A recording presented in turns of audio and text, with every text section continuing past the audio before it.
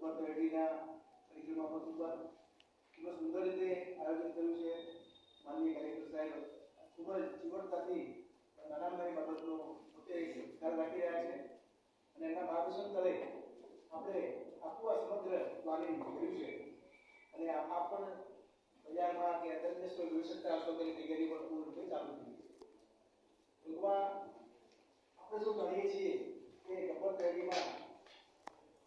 માનનીય તત્કાલીન મુખ્યમંત્રી શ્રી અને વડાપ્રધાન સાહેબ મોદી સાહેબની પ્રેરણાથી 2008માં આ પરિક્રમા પથ